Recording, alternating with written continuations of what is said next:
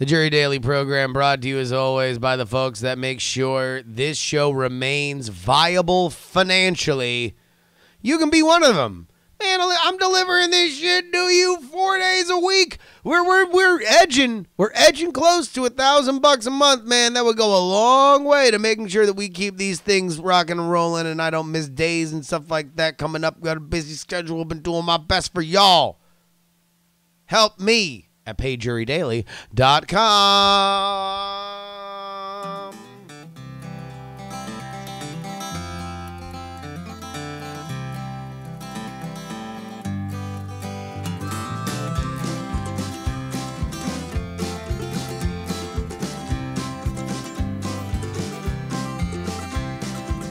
On the day that we met on the internet, I asked her for a photograph. Oh, my God.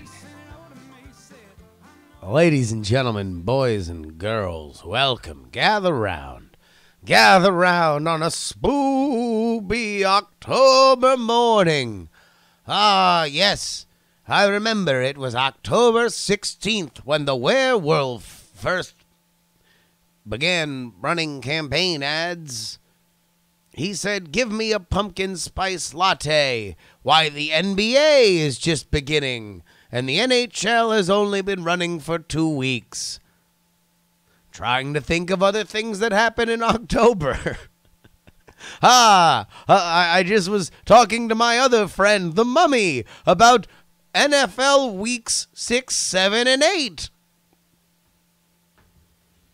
Hi, everybody. This is the Justin Robert Young Show. I had a very serious topic for this show. I don't know why, because I was walking back from my morning workout at the gym, and I saw, well, there's this thing. I'm not going to get caught up into it. It's a very serious issue here in Oakland that we have about homelessness and what we're going to do with it.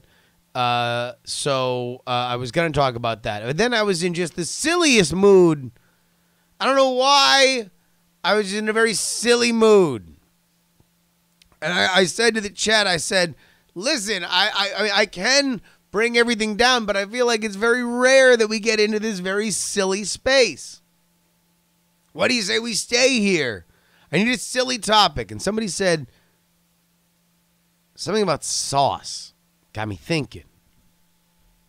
Yo, what if I ranked all the sauces, my favorite sauces? I don't know if I could go the whole way, right? I got 3 things to think about. Number 3, we're going to start off with number 3. We're going to go to number 1, beginning with 3, ending at 1. Number 3, soy sauce. Underrated sauce, doesn't get put on enough. Whenever you put salt on something, consider dabbing a little soy sauce up in there. Now, some sauce fun facts in between each of my picks, because I've gone into this a little bit. Number 1, salsa is Spanish for sauce. This is something that changed the fundamental definition of culinary behavior for me when I learned it. Because you look at salsa, you think salsa. It is chopped. It doesn't feel like a sauce the way that something else would feel like a sauce. You don't normally see, I'm just going to chop up some vegetables, throw it in a bowl, all of a sudden it's a sauce. And yet it's the literal definition of sauce in Spanish. You ever go to a Spanish restaurant that's got a lot, maybe a little salsa bar, right? Chipotle chipotle sauce. Salsa roja, red sauce. Salsa verde, green sauce. You're going through life thinking that verde is like, oh, that's the taste I'm having. No, dude, it's green. You want to know what that taste is? It's green. Sauce number 2. Sauce number 2. I'm calling an audible. I said in the pre-show what this was going to be. In the pre-show, I said it was going to be spaghetti sauce, marinara sauce, but I'm calling an audible. Here's the audible. Hot sauce. Yes, And I'm not even squaring it down to brand. I know we could have a whole nother conversation wherein we talked about exactly what hot sauce we like, exactly what hot sauce we don't like. For me, hot sauce was fundamentally changed when it came out here to California. There's a lot more of a hot sauce culture, I feel, than in Florida where I used to live. You got a Tapatio. You got a Cholula. Tapatio and Cholula totally changed hot sauce. Not a fan of Tabasco. Tabasco sauce is just a little bit too vinegary for me. I like a little robustness when it comes to my hot sauce.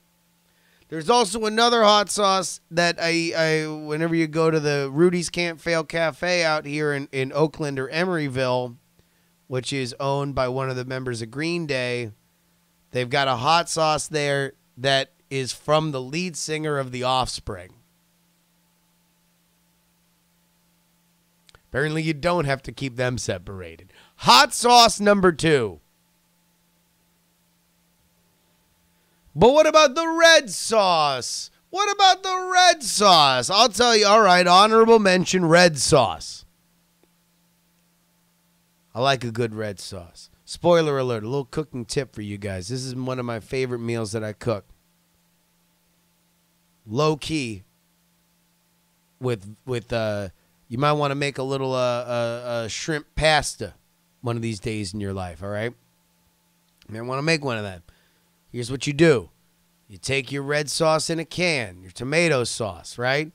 Pour it in there. Fill that same exact cup 1-to-1 with water. Marinate that shit with some garlic, oil. Toss in a heaping helping of crushed red pepper. Mwah!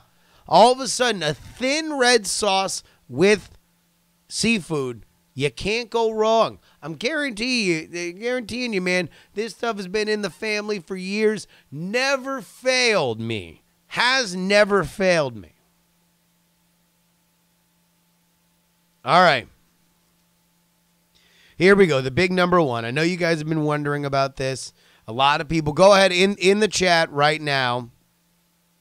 In the chat right now. Go ahead and just yell, spam your favorite sauce right now in the chat. I'll do my best to kind of gather it up for everybody who's only listening right now. Chocolate sauce, Alfredo sauce, brap sauce, chipotle, butterscotch, horsey, buffalo, mustard, mayo, gross, cheese sauce.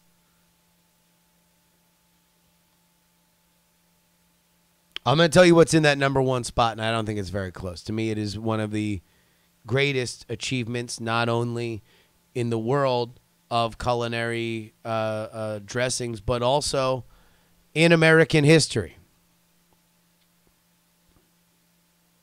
Folks, it is a uniquely American invention, the one that has rightly spread the world. Folks, I'm talking about my number 1 sauce of all time. Barbecue. Barbecue sauce. Barbecue sauce. This is the king. This is, it gets the crown. It gets a cape. It gets an attending court. There is a procession that needs to be followed so its title and station is respected. It has a horn section. Hear ye, hear ye. Barbecue sauce is now in court. Plop, plop. Oye, oye. It is the best. Now, I have some opinions on barbecue sauce, the barbecue sauce that is the best. And I know that this is not universal. Sometimes it is indeed very controversial. I like myself a tomato-based barbecue sauce. It would traditionally be understood regionally as more of a Texas-style sauce. I like my sauce to be a little peppery. Here's what I don't like. And I can just see all you grubby, mitted Carolina Coast motherfuckers just thinking, ooh, but what about our thin-ass vinegar sauce? I don't like it. A good barbecue sauce needs to coat your barbecue item. It needs to slowly drip, coating every rivulet of the flesh, the skin of whatever it is. In a brisket, it needs to slowly seep into every little nook and cranny. That's what I like in a barbecue sauce.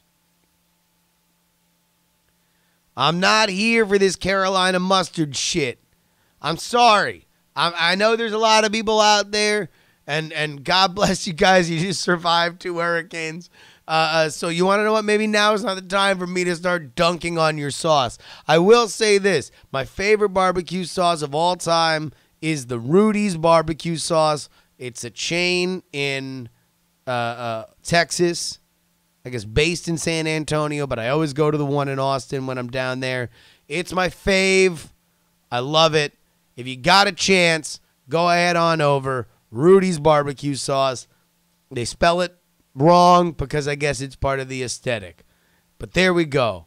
That is my definitive, unquestioned top 3 sauces of all time. Let's go ahead and solicit your top 3 sauces. You can send them to me at jurydaily@gmail.com, or if you're watching right now on YouTube, comment, critique on my sauces, and write your own there.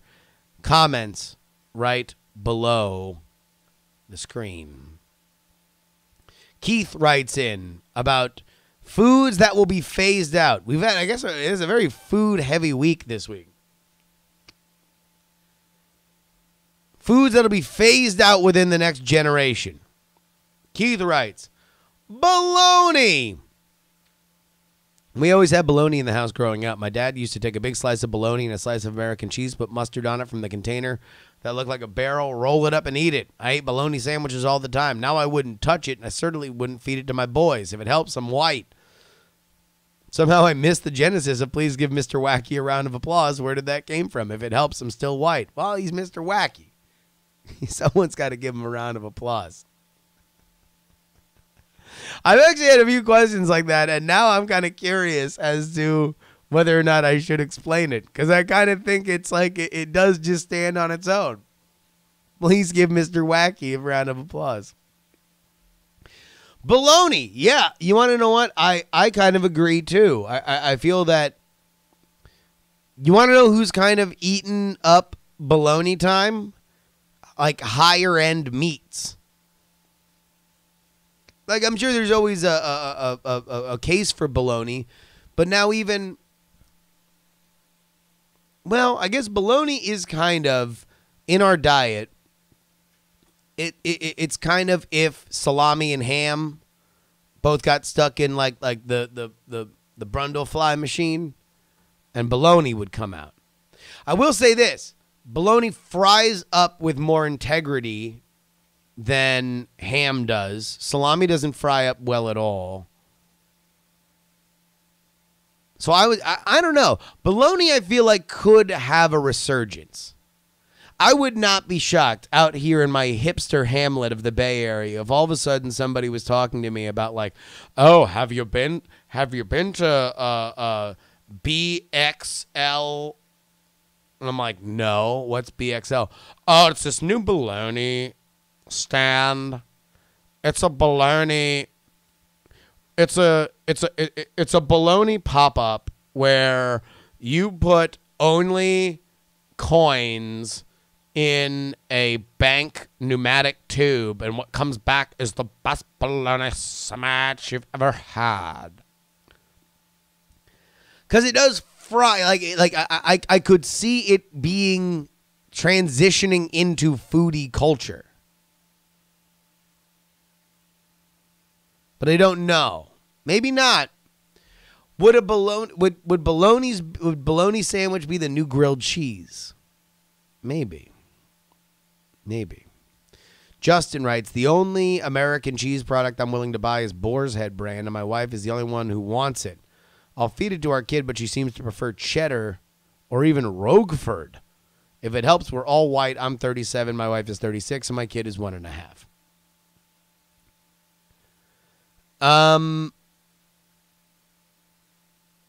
Yeah, that's some That's some high-end cheese. Boar's Head was always, whenever I would go to Publix, when I lived in Florida, go get a pub sub, like you knew that you were balling. You had a job when you went to go get the pub sub, and you're like, oh, would you like deli or Boar's Head? Boar's Head, dog. Watch me floss. Yeah. Boar's Head. And I'm going to get an Arizona iced tea. No fountain drink for me. Now let me crip walk all the way back to my Honda Civic. Craft singles. Craft singles might be dying. Craft singles might be dying. Sean, the YouTube one, writes in an angry email, all right, so Sean calls himself the YouTube one, but he emailed in. Sean, the YouTube one, emailed in. Sean, the email one, might YouTube comment on tomorrow's show. Sean, the YouTube one, emails. Angry email voice, please. Come on! First mayo, and now American cheese! What's next? Pre-sliced white bread? How are you supposed to make a grilled cheese sandwich? Mayo is better than butter on the crust. American cheese is a good base to add a few more flavorful cheeses to. He then adds, foie gras may be a food that we move away from. Maybe we could easily be isolated to certain classes and thus protected. Sean, the YouTube one. Sean, I don't think that foie gras is mainstream enough to ever be phased out. It'll always just be a thing that either exists or it doesn't. But it's not like liverwurst or spreadable liver where it used to be a thing that people like knew and then it became a thing that only old people like and then it kind of went away, right? Craft singles is definitely like that. But I don't think foie gras is. And I got into another mayo spat on Twitter at Justin R. Young yesterday because one of my favorite Twitter accounts is The Share Zone. It's a ridiculous Twitter that makes ridiculous pictures, but they had one anti-mayo one, and so I retweeted it, and all I did is I just get a bunch of stuff. There's one motherfucker. Like, I don't even know why I'm telling you this because nobody can see it. Nor do I necessarily want to encourage this kind of behavior. But there is a dude by the name of Cat Faps who just DMs me pictures, mayo memes. We don't say anything to each other. Literally, Cat Faps, once a week at least, will just send me a meme about mayo, and I'll either say gross, or that's disgusting, or stop DMing me. But he won't. He just keeps coming with the mayo memes. And I don't know if it's like, should I block him? I don't know. Should I block Cat Faps? Yes or no? Let me know by emailing in. I will go by your vote. Should I block Cat Faps, who keeps DMing me mayo memes over and over and over and over again? It is a pretty split crowd right now on the Twitch. We'll give it to the end of the week. We'll keep Cat Faps's life in the balance. Dustin wrote on YouTube. I thought that was actually a pretty good angry British email voice. I could barely understand half the rant. If it helps, I'm American. And Frank wrote, holy crap, I haven't had liverwurst in 30 years. I haven't missed it. In fact, I totally forgot about it.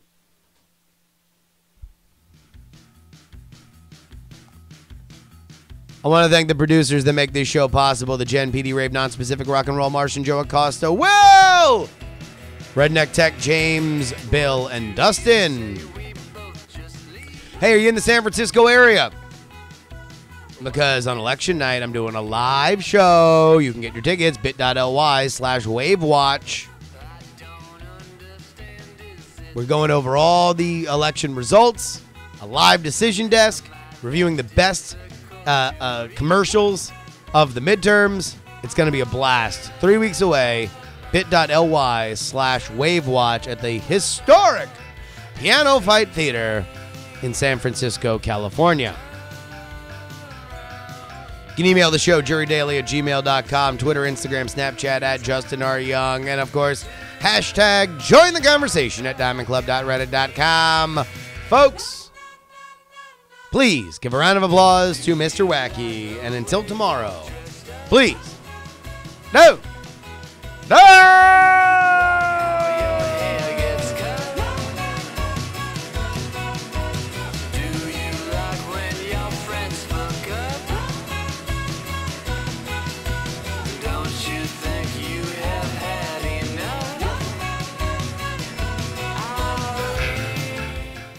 Diamond Club hopes you have enjoyed this program.